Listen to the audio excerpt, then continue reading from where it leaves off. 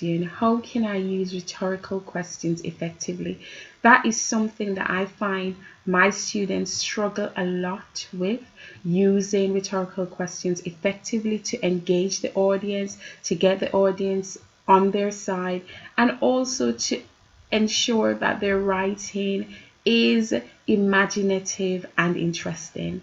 So the objectives today, so at the end of the lesson, you should be able to explain what makes an effective rhetorical question. You should also be able to justify your own vocabulary choices by explaining why you have chosen these rhetorical questions. Now, on a sheet, I want you to write down all the persuasive devices or techniques that you know.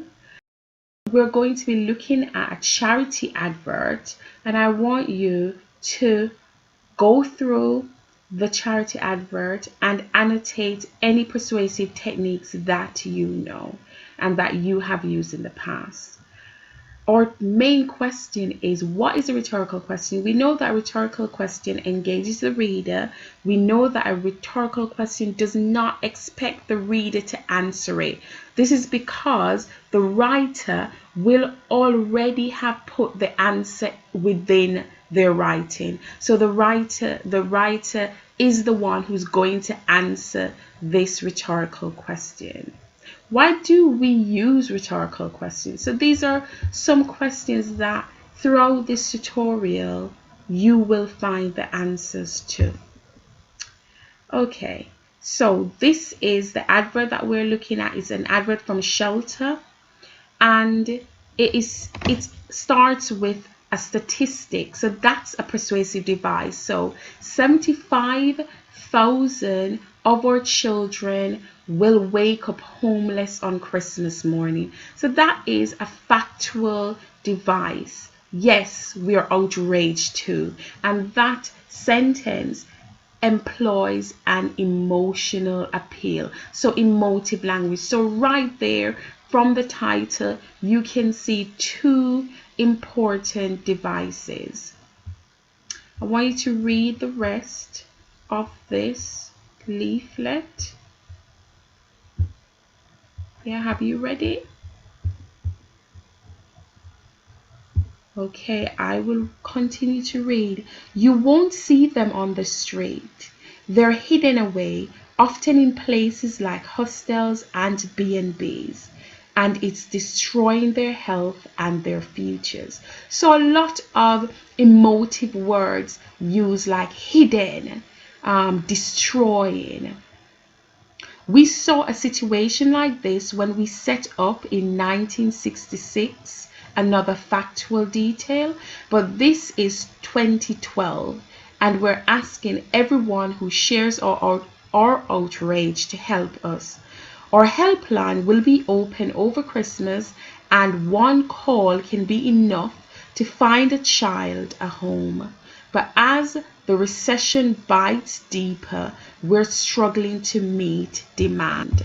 So that is our advert that has a lot of emotional appeal, which is basically requiring the reader to act. What makes a rhetorical question an effective question? Right, so I've put a GCSE target grade there, but what makes an effective rhetorical question? An effective rhetorical question, as I've said before, is about getting the reader on side, speaking to your reader, and using emotive language. So that's the two things, right? Now, I've given you 3 rhetorical questions, and I want you to look at them and see which one is the most effective. Remember, they need to be clear, they need to be confidently communicating to the audience. So the first one says, do you want to change lives? Do we think that is very effective? Second one, do you want to stop children suffering and make them feel happy, loved, and protected? Number 3, Do you want to support shelter? So just really thinking about which one of these are most effective. Now I've color coded them. So I've done a rag color coding, a red, an amber, a green, or green would be the most effective, or amber would be in the middle, and or red would be the weakest. So the weakest one is, do you want to support shelter?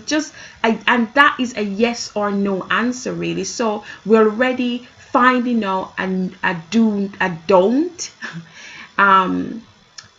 of rhetorical questions, or don't give the reader a yes or no response. We want something that will resonate with them emotionally, so that they will be more on side. It will be used as a persuasive technique. So the second one, do you want to change lives? Notice that here my vocabulary is getting more developed, more detailed. I've used that word change and lives to talk about the impact that the reader will have if they help shelter. And then our most effective one, do you want to stop children suffering and make them feel happy, loved, and protected?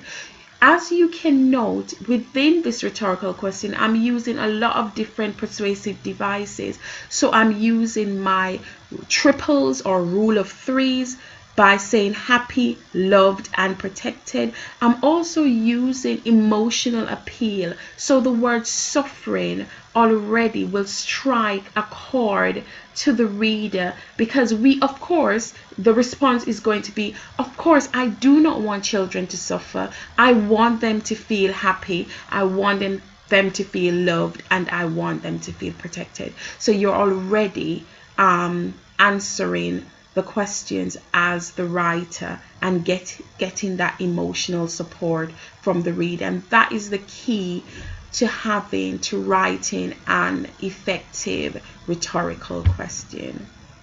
So I want you to look at your rhetorical question again, because you're going to now write your rhetorical question. After you've written it, these are the improvements that I want you to put in. So you'll have to do some work for me. So if I go back to the questions, the green rhetorical question that we said was the best one, you're using that as a model now to write your own rhetorical question. I'll give you some time to do that. Okay, so you should have written your own rhetorical question, and I want you to use these questions to improve them. How do you want your audience to feel? Have you made your audience feel this way? Use your thesaurus as well to up-level your vocabulary. So change any simple words to more sophisticated ones.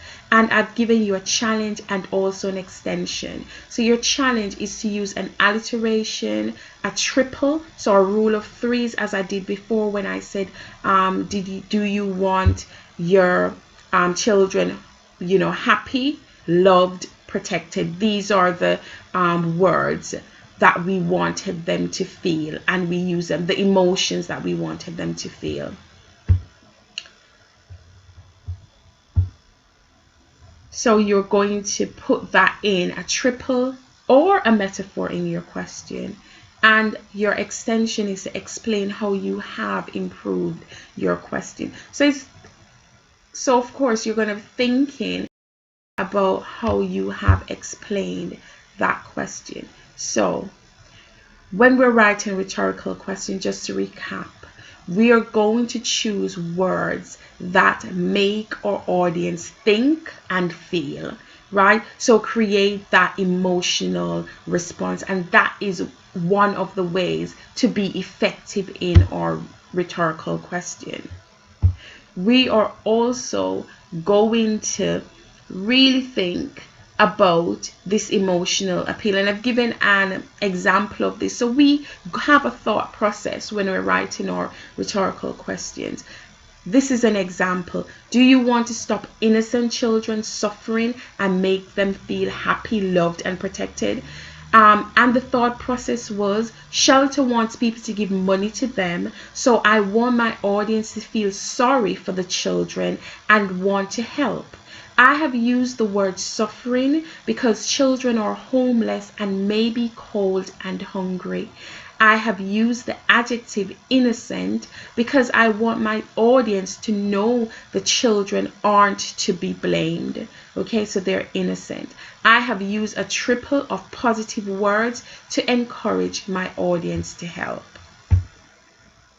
Now, I have left this PDF for you, this file as a PDF. You can download it and go through this tutorial in your own time. So this is in the description box below.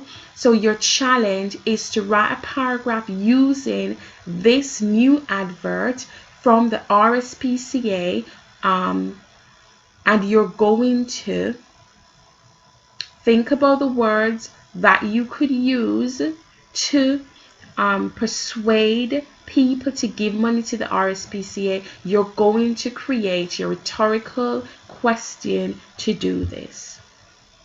I've also left a checkbox that you can also use to help you. After you've finished all of this, there's a reflection exercise that I would also want you to focus on as a way to really think about our objective for this tutorial. The objectives, again, were to be able to explain what makes an effective rhetorical question. I hope you have achieved that. I hope I've explained it clearly to enable you to do that. And then you were also